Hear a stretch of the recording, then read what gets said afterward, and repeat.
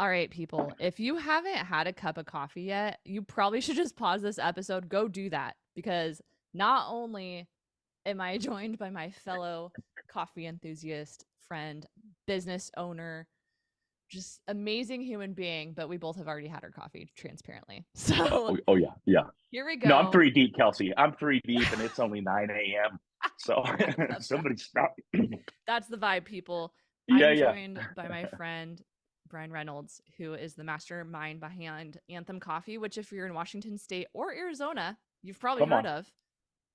But, I know some of you may not know of the company. And we're going to talk about business. We're going to talk about a lot of stuff today. I'm just so honored that you're here, Brian. So thank you for being here. Say hi to the people.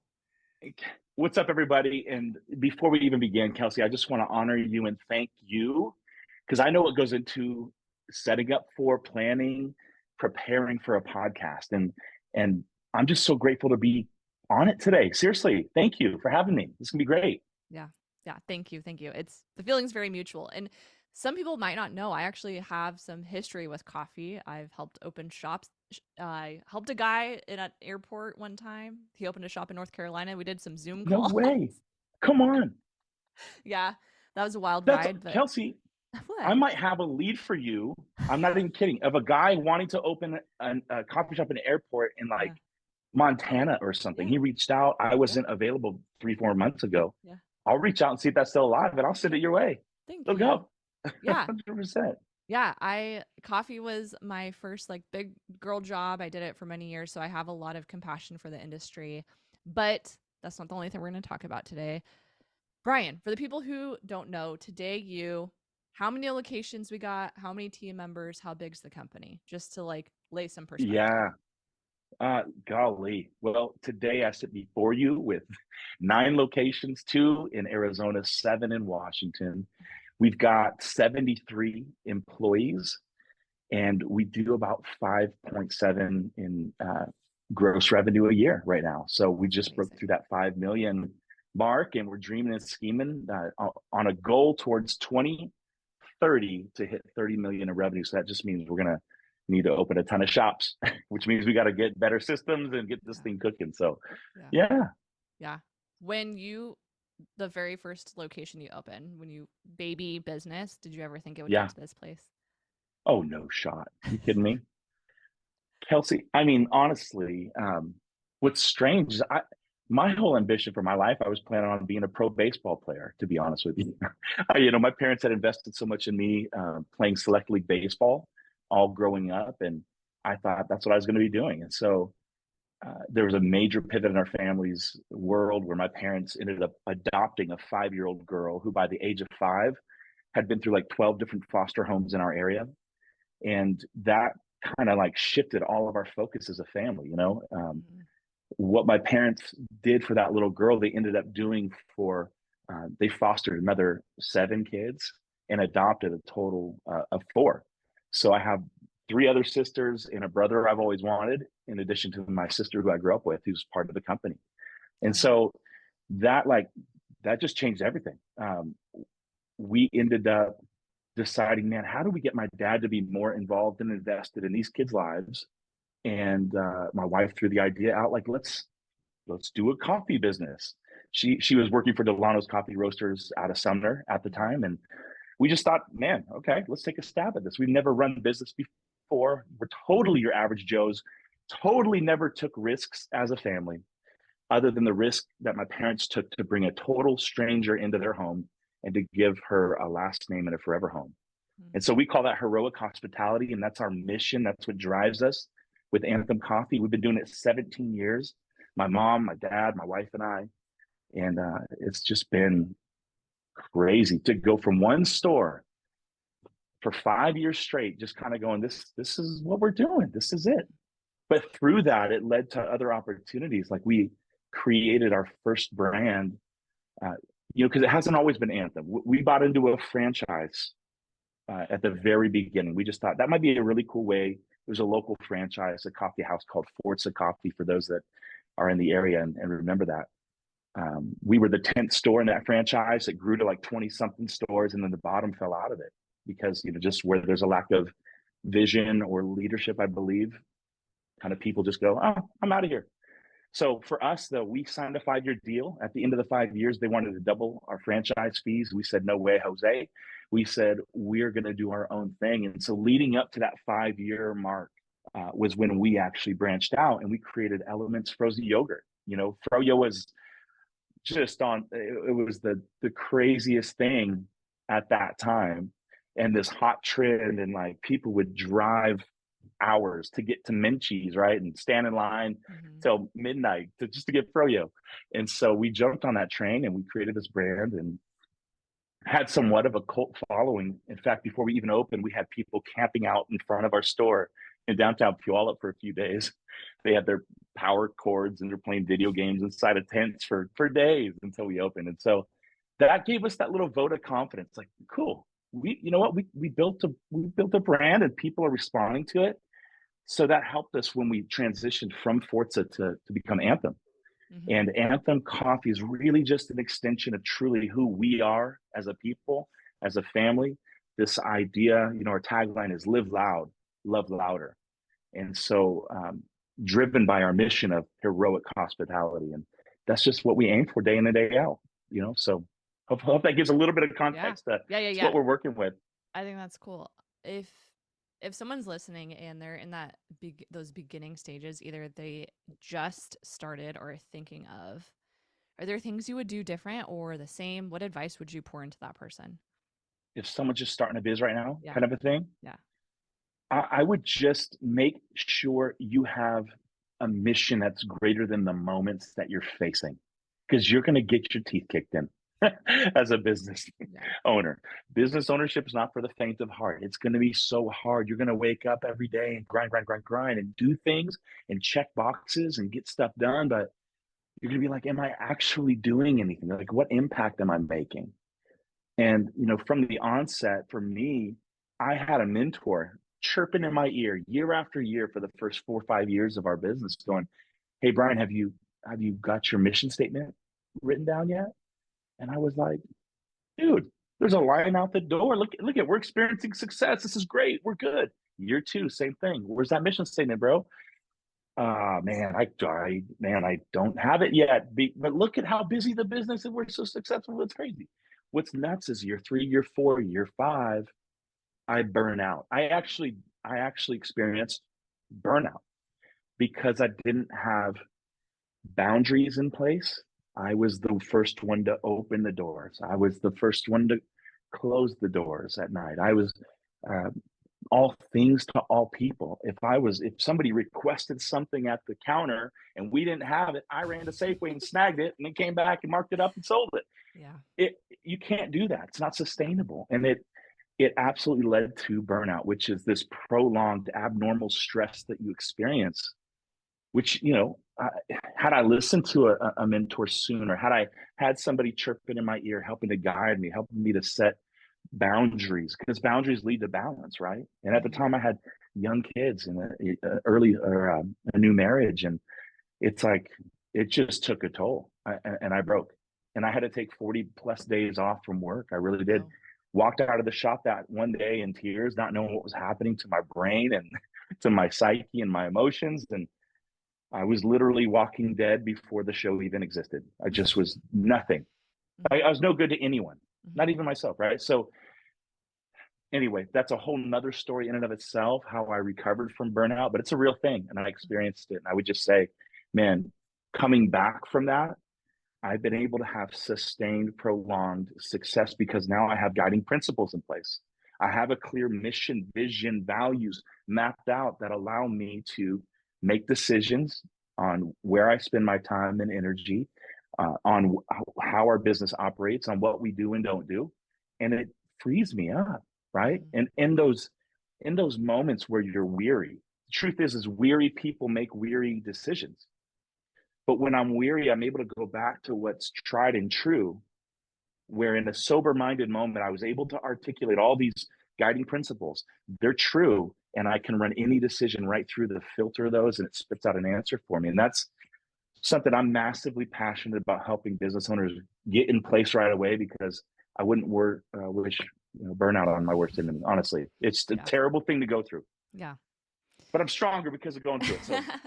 I know, it's like this duality of like everything we go through contributes and gives us data, experiences, stories to learn from. But at the same time, there's this part of us and just you and I and the nature of who we are wanting to help people not be burned the way we were. So Yes, I get it, but I think the way through is we talk about it openly. And I'd love totally. to hear from your Oh, perspective as you've been scaling. Maybe what's one of the biggest mistakes that you've made in business if you're comfortable sharing. wow. Yeah. Holy Moses. Where do I begin, Kelsey? We're going to have to make this a 4-day, 5-day seminar A of TED all talk. my failures. um, man, I would just truthfully, there's wisdom in a multitude of counselors. There is. And I think sometimes we might go, and look, I before we scaled to AZ, before we even scaled from 1 to 2 stores, then 2 to 7. Uh, I just the problem, Kelsey, I'm hung up on this question because failure is my greatest professor, right? So every loss has been learning for me, right? Every Yeah. mistake. Now it's been costly. Some some of these failures have cost more than the others, but um, I just think had I to do it over again, I would have just had slower feet and I would have asked more questions and I would have really aimed for just peace, like making sure there's peace in my heart about where we're going and what we're doing. Mm-hmm. Most importantly, peace in my wife's heart and our team's heart. Like, is this a good season for growth, or is this going to tax our team? Is this a good season of growth? Do we have enough reserves in our account to be able to actually facilitate that growth? Right. Instead of leveraging ourselves so far and almost feeling like it's day one again, and we're just overextended, and we're just trying to catch up and do whatever it takes to make it happen. Like, I don't want to live in that land of whatever it takes, it takes. Yeah. Oh, it's exhausting. You know what I mean? And Yeah. I think I would say now I'm approaching this year making more calculated decisions. I'm like, I want to mathematically know that we can do this and should do this. This makes sense, yeah. Or one of our I one of love. our here's the truth. Can I just share my dumbest decision of Yeah. 2023 Yeah. was to open to jump into Edgewood, Milton, Yeah. uh, and open a double-sided drive-through where another shop had gone out Yeah. months prior, right? So Yeah. we jumped into a market knowing full well that there were already about 10 different coffee shops in a 2.5 mile radius. But, as I watched traffic counts and as I considered, maybe the pool of our brand, maybe I overestimated that, thinking that people would love to see Anthem and Edgewood, and coming to find out that it's been a tough go. Let's just say that it's Yeah. been a real tough go. And then another coffee shop or opened recently too. So it puts 11 coffee shops all within a 2.5 mile vicinity. It's like, could that energy, time, resources, talent have been better stewarded? Probably so. And so, it hurts, I but we're learning. appreciate you It's sharing learning. that Yeah. because people don't.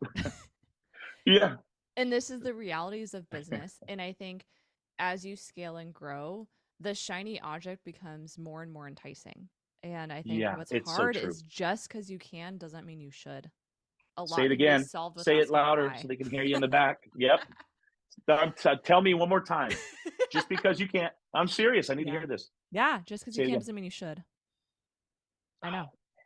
Yeah. But to your point, I mean, there was so much you wouldn't have known that deeply at this chapter of growth that you're in had you not lived it. So, No shot. and You're you're going to absolutely right. survive. Yeah. Yeah. 100. Yeah. And the Just other reason painful. I was laughing when you were talking about making calculated decisions, like mathematical decisions, I have this new phrase I've been kicking around, and that's why I was laughing because I call it PEMDAS your life. Like, do you remember the order of operations when you learn is that algebra?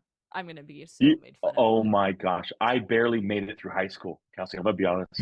But I remember, yes, Yeah, I remember. And the stuff didn't make sense. But at least you went through there this was a equation thought. and Yes, shapes and numbers and like dots and different what are we doing? Yeah. Fractions? What? Yeah.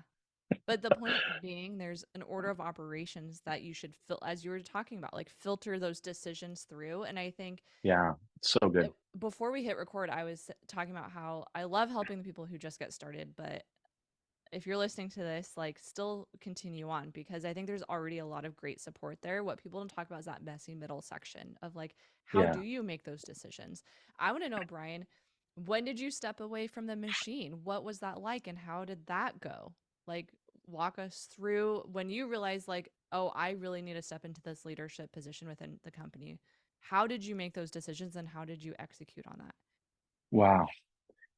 Oh, I love this question. It takes me back because I thought I'd always be in an apron, always wearing an apron, always being behind the bar. Nobody, it was ingrained in me and beat into me that nobody could greet like I could, and nobody could make coffee like I could, and nobody could sweep the lobby like I could. And no, you know what I'm saying?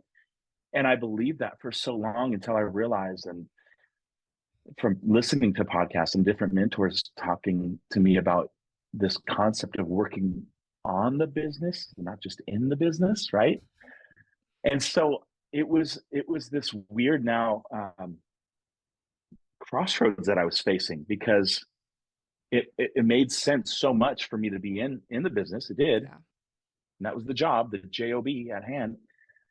But I knew if in order to scale, I have to multiply myself and other people. I have to build better systems. I have to actually document how I think, the why behind the what. Here's the process and order in which you do things. And we had a season where this gal Shiloh, an avid coffee pro, was a part of our organization, and I remember her watching everything that I did and documenting it while I would be behind the bar, apron on, doing the whole thing. And she created this whole list of like 30 things that we do as Anthem and 30 things we don't do, which was awesome for clarity for our team members. She would write all these Bryanisms and take note of just how this should function. And this is when we were still at one store. Mm-hmm. And over time, that process is what led us to be able to multiply my impact, my influence, and other people around me. And the goal is always this: is to get people on your team to be able to do it better than you can, and that's Mm-hmm. okay. I want a team of people who can greet better than I can, who can sweep better, who can interact and create experiences that change people's lives better than I can.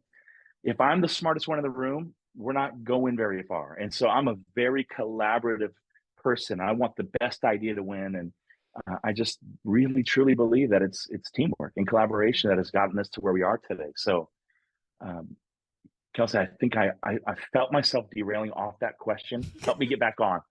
I think I said some things that were decent, but I'm going.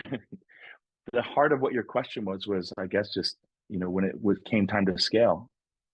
I guess that's part one of it. Can I finish with part two? You ready? Please do. Yeah. Okay. So all of that stuff got deployed, and now there was this myth and this idea that I'm pitching to my parents. I'm going, Mom and Dad, check this out. In order for us to scale, I've got to kind of work myself out of a job and da da da da. Well, what are you talking about working yourself out of a job? What do you mean? This is your job. You get behind the counter, put your apron on, do your thing. I'm going, dang it. So we're at this kind of this crossroads, this place, this where we're butting heads a little bit, and I'm going, man, I had instincts about this. In order to scale, I've got to take the apron off, hang it up for the last time, work on the business rather than in it. Okay, so since we weren't seeing eye to eye on that, I just knew I need to be present right now where I'm planted. It doesn't just happen overnight. Okay, your team culture is caught, not taught. I can sit here and do seminars with my team members about culture all day long, but until they see it and I demonstrate it and they catch it, that's when it really hits. I realized that because about that same time, I was working on the Elements frozen yogurt brand, the shiny object at the Mm-hmm. time. Holy Moses. And what I realized while I still had the apron on at Anthem and I was working on that side project, when I would go and work on that project and be away for a few days, the culture would slip at our coffee shop. Mm-hmm. And I'd walk in and I wouldn't be greeted. And I would see other customers kind of getting, unintentionally neglected, and just it didn't feel right. And I go, something is not right here.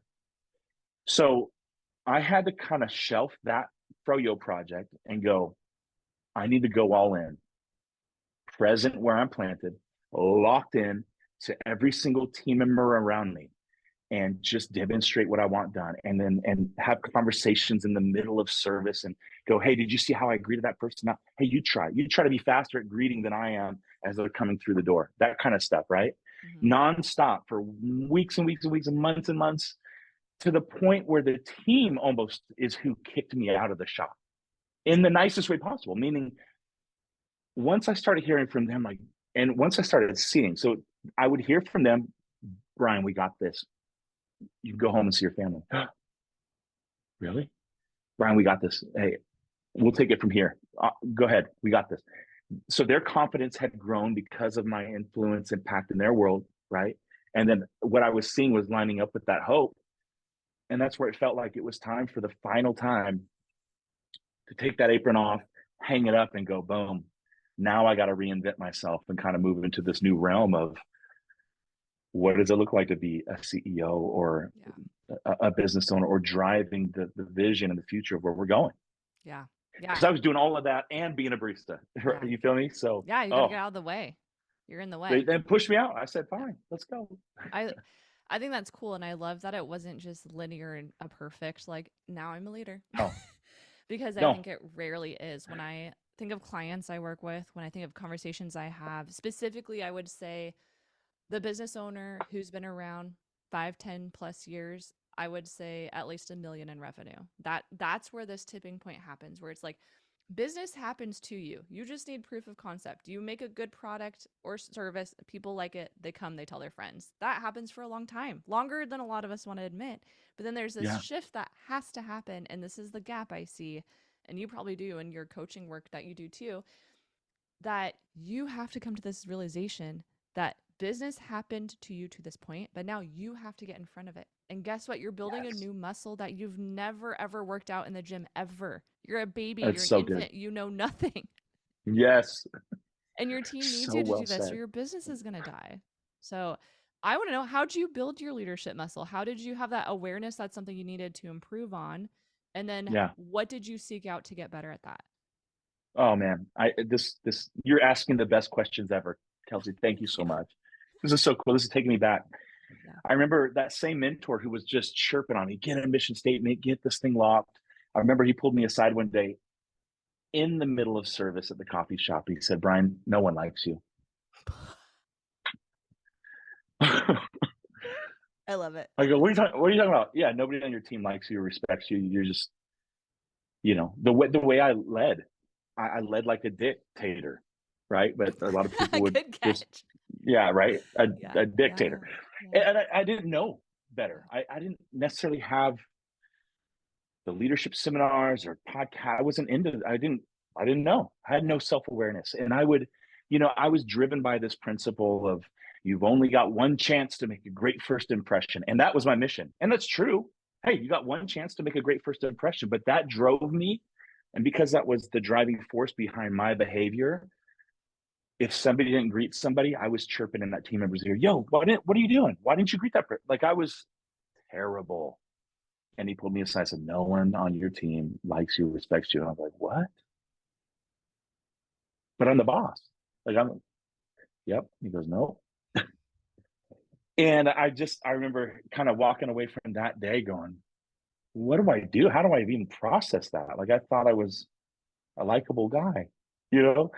And I remember kind of I wandered off that day to the YMCA, hopped on a little treadmill or elliptical. I can't remember which one it was, but I remember getting into my little podcast thing. And for the first time opening a podcast. And while I worked out, broke a sweat, I listened to this Entree Leadership podcast by Dave Ramsey, the first podcast I ever took in, man. And oh my gosh, it opened up this whole new world because what I was experiencing and going through in the day-to-day, life of being a business owner and leader and all that. Now I had language and context of how to do it right. Holy cow. So enlightening. he's basically in that podcast episode. He said, if you don't like the way that your business is going, you're the problem, but you're also the solution. Like, I'll Yes. never forget those words. I'm the problem, but I'm also the solution. Like, that's the silver line. That's the good news, right? Yes. And so from that point, I became just a junkie for podcast. I'm just gobble, gobble, gobble, whatever I can get my ears on and Yeah. hands on. I mean, just nonstop listening to just good insights, good mentors in my ear. Yeah. And man, within about a 6-month time frame, I was really able to go back and apologize to many team members that I hadn't led well. Yeah. And I was able to turn a corner and say, this is how it's been, but this is how it's going to look different moving forward. And I just want you to be ready for that, because it's going to be good, but it's going to be different than how it's been in the past. So, and with that comes, yeah. Anyway, that's when I learned, holy smokes, this is crucial, man. Who we hang around, what we're reading, what we're putting in our ear. We need to be constantly growing, or we're dying, right? So Yeah. I respect that a lot. The balls of the person to call you out the way that they did. I'm like, I whoa. know, How many of us I wish we had know. that? I'm sure in the moment it Oh, sucked, but I am just forever indebted to yeah. this dude. I mean, he's a good dear friend, and he's someone who really helped us to shape even the language of our culture Yeah. in the early days. Gave us that term. Bryan, what I'm seeing you guys demonstrate now is heroic hospitality. And I'm like, that's what we do. That's our mission. That's what Yeah. drives us daily. So Yeah. no, it's good to have that person in your life. Yeah. If you never hear negative feedback, you're doing it wrong. Right? Oh, Yes. Yes. woe to you if you were liked by all. Yeah. Oh Yeah. man. Okay, I want to talk about two things here. One, something you unintentionally said, which this is a Kelseyism, but I call it leadership hot potato. And it's when you have this awareness that you need to pass off knowledge or processes to team members. And so you say, hey, this is how we're going to do it. And then they do it wrong. And then you just grab it back. And what you were talking about in your process of when you were leading not well versus when you kind of figured some stuff out was Yeah. you were doing that in the beginning. And I think so many of us come to this place as we're scaling where it's like, okay, by necessity, I have to dump some of my brain off, and we do it. But then that next layer of that is like, oh, not only do I have to dump it off, but I have to get them to understand it. And then even deeper, they have to buy in. They have to be all in. They have to be proactive and Yes. innovative with it. And I feel like that part is so hard, and we don't talk about it very often. It is so hard. And it's still to this day, Yeah. probably one of our top 3 major challenges within the organization. Yeah. And it's like, until you've talked about it as a leader, until you're blue in the face, that's the first time your team's actually finally hearing what it is that's important to you and Yeah. what you want done. Yeah. I've adopted this little rhythm of anytime I'm saying something with a team member, I like to ask, what did you hear me say? What are you understanding from this conversation? Yeah. And then that gives me a shot, because communication, it's a two-way street. It can never just be a monologue or it has to be dialogue. Yeah. And so for them to be able to reiterate what it is that they heard me say, sometimes they reiterate it wrong, and I get to go, oh, I didn't mean that by that. Let's start over. Boom. And I think by doing that and taking the time there, it saves a lot of Yes. drama in the future. Oh, Yeah. And I finally, 17 years later, I've learned that. So taking that long, but yeah. Hey, to someone anyone listening, listening, maybe they'll learn it in 3 instead of 17. exactly, 100%. Okay, the second thing I want to talk about is you mentioned podcasts, and now my Zoom has balloons. Listen, I don't know where that came that's from. incredible. How did we get that? I have no idea. I couldn't even replicate that if I tried. That's awesome. Our podcast just celebrated whatever that moment was, but what I was trying to say. Oh wow, that derailed me. But what I was No, you're cool. what I was trying to say is that dang it, I lost it. Give me 2 seconds. No, you got this. Your second thing, we got to rewind the podcast. We got to rewind it. No, yeah. You got this. Dang it, it was so good. Oh, I got it. Okay. You were talking about podcasts, and how you're a junkie, you'll listen to everything. I think we live in a world today that's different than you on the treadmill, however many years ago that was, Oh where yeah, yeah. So over a decade there's ago. too many voices, and they're Yeah. not all good. So if No, you you're were right. the Bryan who just got told no one likes you today, Yeah. Yeah. how do you decide who to listen to and actually learn from? Like, how do you What a seek that freaking out? awesome question, Kelsey. So There's good. bad advice out there. I'm like, I'm just No, gonna say you're it. so right. You're so right. And it's like, should I be listening to what's trendy or should I be listening to what's relevant for where I'm at in this moment right now? Yeah. I think it's going to be a crucial thing if I'm the Bryan of it over a decade ago and I get told nobody likes me, I need to go immediately go search for a podcast where I can have influential leadership or being kind as a boss or a manager, right? I'm searching for Yeah. something that's relevant for the Yeah. issue or the thing at hand. You And that's diagnose the what the problem, so you're just trying thousand to solve percent. for that one problem. Yeah, yeah, yeah. Yes. I love that question though, because you're right. It's just so much. Here's the thing is like, you can get this fatigue of just knowledge and stuff coming in and you haven't even had a chance to implement it. I shared with you how I went to the Ed Milet thing. Mm-hmm. I always say it wrong. I butcher the name of it. The Arete, Arete yeah. Arete Yeah, Syndicator. I yeah. guys pick a different name that's easier to say for people. Anyway, Same sure, thought. Yes. I'm sure it means something awesome. But anyway, Yeah, go to this thing. Have a whole couple pages of notes, yeah, probably 25 takeaways. I think I showed you when yeah. we had coffee. Yep. Haven't done one of them Yeah. since. And so that's the thing. Is like I wasn't even in a place Mm, where I could all that great knowledge that I got, it still lives in this document, and I refreshed it to where it's now at the top of the stuff for me to kind of sift through this year. But you know, we have to be self-aware enough to know what is the biggest thing that I'm struggling with right now, mm-hmm, and go get one, two, or three little nuggets mm-hmm. from a podcast or a person or a periodical, and then write a takeaway. How am I going to be different because of what I've heard or read or listened to? Implement it and then move on to more data coming in. It's like it's just otherwise we're overwhelmed. It's Yeah. never gets us where we want to go. I see a lot of leaders, they come to the point you did, which was that pivotal treadmill moment, and then they OD.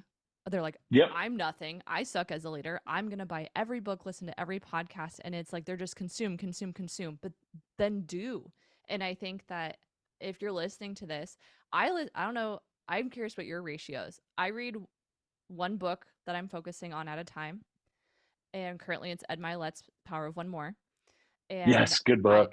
yeah, and I have Hormozy's two books queued up after that. But then that way I have one focal point. And podcast wise, I listen to one a day, not even one a day. I used to listen to all day. I'd binge it, I'd multitask, and now I'm just in Yeah. a season where I'm like, I gotta learn and execute and iterate and execute. And so I'm curious what your ratio is today.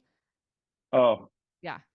I first of all, I love your approach to that because Well, I did it wrong it's first. well, That's no, how we no, got all of here. us do. All of Yeah. us do. Yeah. Yeah. And what you're saying is get info, make sure it's tried and true, Yeah. and then go on to the next thing. And I think for me, it's the same kind of journey Yeah. where I would binge for days and listen to five, six, seven, eight, nine, 10 different podcasts in a week. Mm-hmm. Um, I, I was challenged this year just to dive into the book called Fierce Conversations, and I haven't even made it past the first chapter's title because that was enough to make me go, holy smokes. The title of the first chapter says to interrogate reality. And I'm just going, holy cow, I gotta so that's where I've been living the past few weeks is Mm-hmm. just interrogating the reality of every single uh, piece of not only my life, my business, and just staring at it, like looking at it for a minute, like, do I like that part about me? Mm, I don't.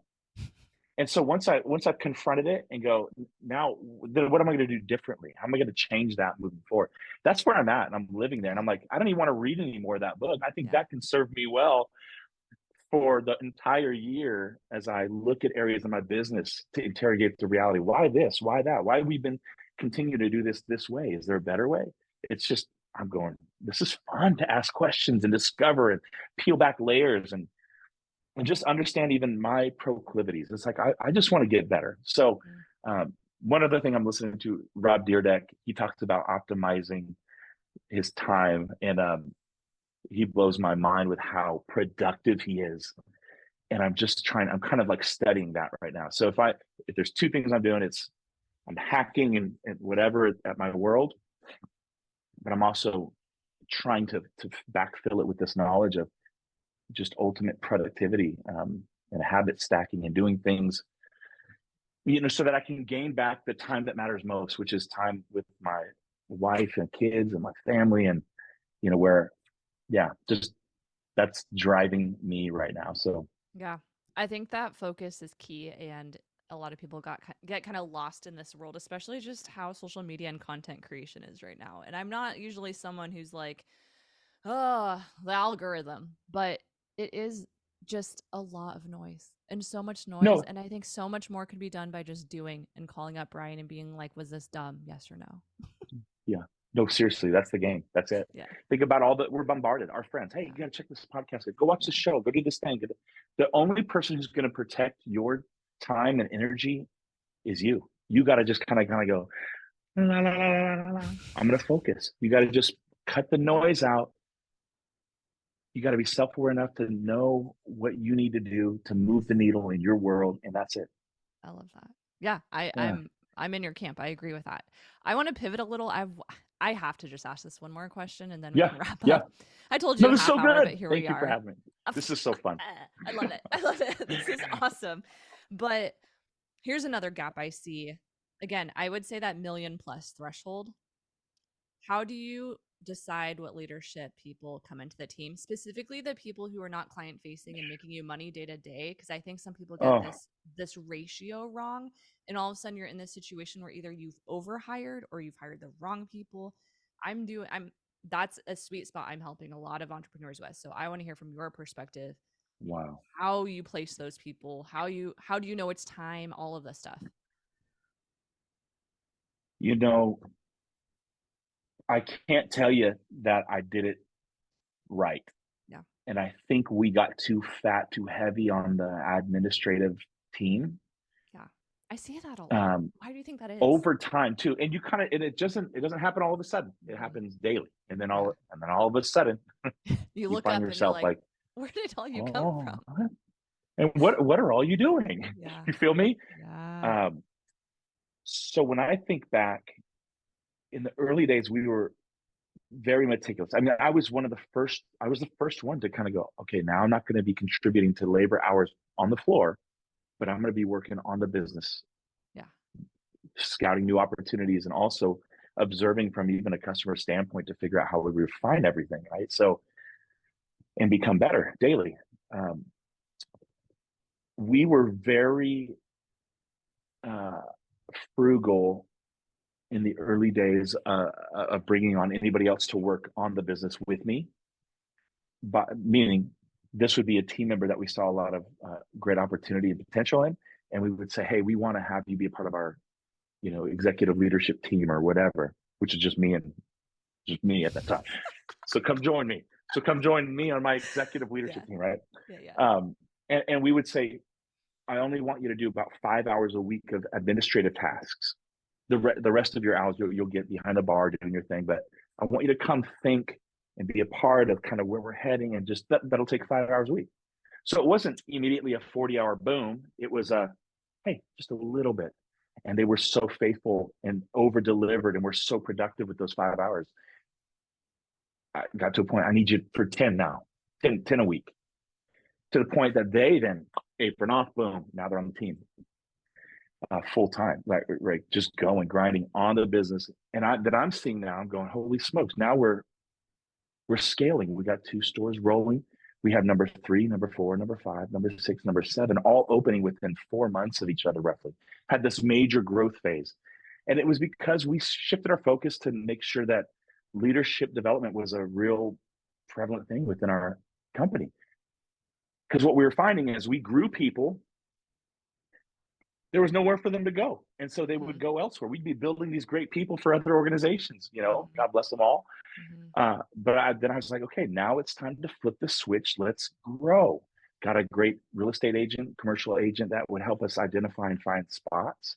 And kind of our MO was taking failed coffee shops, anthemizing them, flipping them, and reopening them and letting them rent. And we did that basically leading all the way up to 20, just before 2020 hit. And so all of our resources had gone into this major growth phase. And you can imagine that's another whole podcast episode is what happened before 2020. But anyway, that was it. It was, you can be any business owner or leader who's listening right now, start small. Just give them little tiny tasks of responsibility that can help lighten your load slightly, and make sure that you reallocate your time that you're delegating. Here's the truth. There's a dark side to delegation. And Yes. leaders can just sit here and just dump. I don't want to do that. Dump. And you just dump stuff on people around you, and they're not even gifted or good at those things. But it freed you up. Well, that's not a win-win. Leaders, listen, if you've got a team around you, you got to understand who they are, how they're wired, what their strengths are, what their gifts are, what they're good at. And then from that knowledge, that's when you begin to delegate certain things that go into each one of their lanes.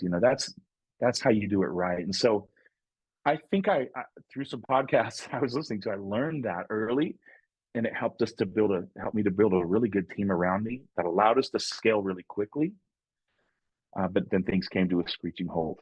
Join us on our next episode as we attempt part 2 of the. No, kidding.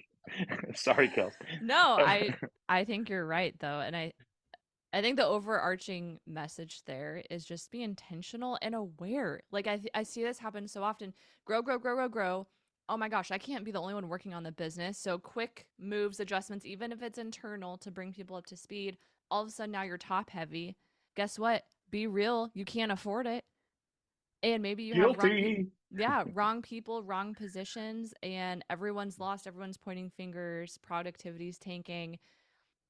On the outside, you're bringing in millions, multi-millions. People are like, oh my gosh, they're killing it. Internally, you're like, I can't pay payroll. Like, I don't know if this is your This story, but I hear this a It's real lot. talk. This is real talk. This Yeah. is real.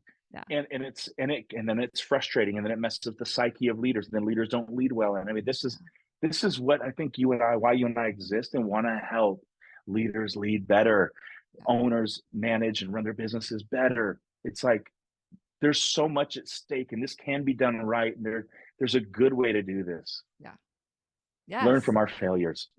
you know, Yes. Sheesh. Okay, Bryan, I, I know I said one more question. This is like my wrap up last question. You're Okay, I love 85 it. years old and you're giving advice to today you. What would that version of you say? Man, I would say train your 3 boys Mm. with all the lessons that you've learned amongst the years, and just teach them everything set them up for success better than you were set up. I had a great dad who was so encouraging, so involved in my life. And I'm just going, man, the business has pulled me away. Like I'm not going to tear up here, but this strikes a chord, Kelsey. What a great question to end on. I've unintentionally neglected my family over the years. Mm-hmm. I'm doing better now, Mm-hmm. but unintentionally neglected them in the process of trying to provide for them and trying to serve them and trying to be, you know, a great father. The fact is, they're just going, just be home, just Yeah. throw the football around with me, Yeah. just what, like, talk to me. Yeah. That's what I would say. I'd say that's more important. That's what's going to be remembered. Nothing else that you do or build or whatever, not money you make, doesn't matter. Yeah. That It's is what actually how your you anthem. invested. That's my anthem. And that's what I always tell people, because people always wonder, well, how'd you get the name Anthem? I go, well, what's your anthem? Mm-hmm. What's your passion? What's your purpose? My anthem, it's my faith, it's my family, it's my community. I'm thankful for this community. I'm thankful that we've got to do what we've got to do. And now in 2 states. So, but I would say, young man, lock in, be present where you're planted with your family. Give them the best of what you got to offer. So good. I love that. Thank you for sharing that. Yeah, Here's what's cool. great If questions. you're listening to this, what's wild is Bryan and I actually talked about having him on the podcast last year, and we had talked about some stuff where his business is going, where he's headed. And I know it's proof on Instagram. You put it out in the universe. You're actually opening up some coaching spots. And I first just want to applaud you. I think this episode has been amazing. You're amazing. Thank And you. I'm excited for you. This is not your first rodeo in coaching, but it's something you're doing more intentionally going into this year. So for those listening who are like, they just want more of you and maybe they can't grab a coffee, where can people go? Man, well, just it'd be great to have you, play along and have some fun on Instagram Yeah. at Bryan Reynolds, Bryan with a Y, Reynolds like the rap, the aluminum tinfoil. No relation, unfortunately, but you can do that or go to businesscoachbryan.com and schedule just a discovery call. Let's see what you're into. What are you struggling with? How can I help? And love to do those with people and then see where that leads. So, yeah, got a few spots. Not trying to overdo it or take on too much, but I definitely want to keep exercising this muscle and serving people. Yeah. So, Ah, thanks, thank you. Kelsey. You're so awesome. You're awesome. Thank you for everything that you shared today. And just, yeah, I deeply appreciate you. I thought today was awesome. So thanks. This was an absolute blast. Yeah, questions are killer. Your insights. I'm watching you too, and I'm seeing how I'm trying to draft behind you. That's what I'm trying to do. You saw me the other day put some stuff on the social. Mm-hmm. You said, "I see you." I Mm-hmm. was like, "Okay, all right." Well, I'm just trying to follow those that are going before me and Thank you. killing it. So keep crushing it. You're Yeah. doing great. Thank you. Thank you for listening. Per usual, go get some shit done. Take what we talked about today. Maybe you listened on the treadmill and go execute on some of this stuff. I think there's so many great nuggets, regardless of what business chapter you're in. So thanks again, Bryan, and we'll catch you next week. Thank you.